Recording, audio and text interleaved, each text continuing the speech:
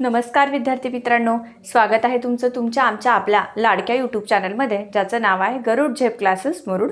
विद्यार्थ्यांनो, आज आपण वर्बल क्वेश्चन हा ग्रामरचा अतिशय महत्त्वाचा टॉपिक शिकणार आहोत. विद्यार्थ्यांनो, या अगोदरही मी एक व्हिडिओ तुमच्यासाठी अपलोड केला आहे, ज्यामध्ये मी वर्बल क्वेश्चन म्हणजे काय आणि त्याचे नियम सांगितलेले आहेत. परंतु त्या व्हिडिओमध्ये आपण फारसे सेंटेन्स घेतलेले नाही आहेत. ज्या वाक्यामध्ये सहाय्यकारी क्रियापद आलेलं नसतं त्यावेळेला वाक्य कसे बनवायचे हे मी आज तुम्हाला या व्हिडिओमधून सांगणार आहे.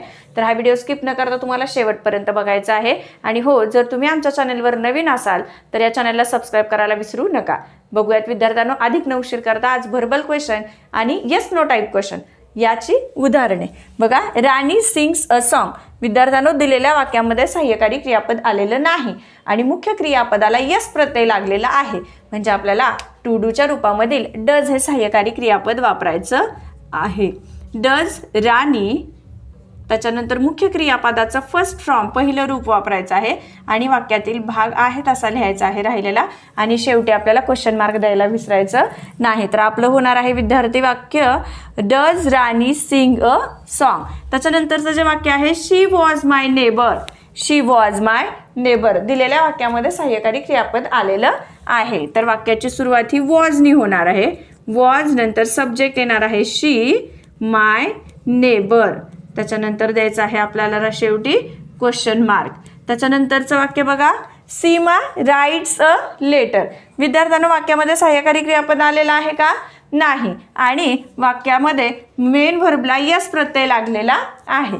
तर याचं जे सुरुवात आहे सहाय्यकारी क्रियापद कोणतं घेणार आहोत आपण? डज घेणार आहोत विद्यार्थ्यांनो. Does Seema, Seema.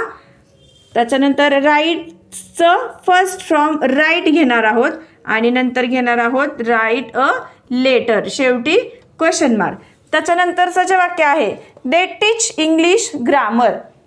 They teach English grammar. वाक्यामध्ये सहाय्यकारी क्रियापदही आलेलं नाही आणि मुख्य क्रियापदाचं पहिलं रूप आलेलं आहे, म्हणून आपल्याला टू डूच्या रूपामधील डू हे सहाय्यकारी क्रियापद घ्यायचं आहे. Do they teach English grammar आणि शेवटी आपल्याला द्यायचं आहे question mark.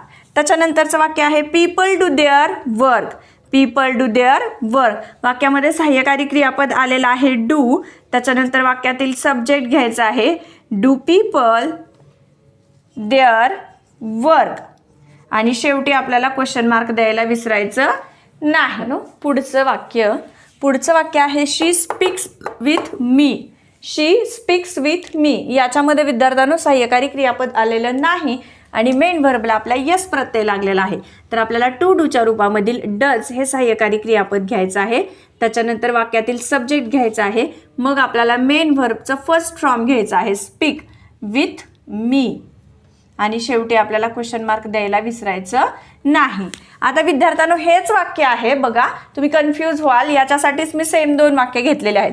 She speaks with मी आणि दुसरं वाक्य घेतलेलं आहे me she spoke with me. आता हे फर्स्ट फॉर्म आलेलं नाही, हे भूतकाळी रूप आलेलं आहे स्पीकचं विद्यार्थ्यांनो, म्हणून आपल्याला इथं सहाय्यकारी क्रियापद घ्यावं लागणार आहे डीड.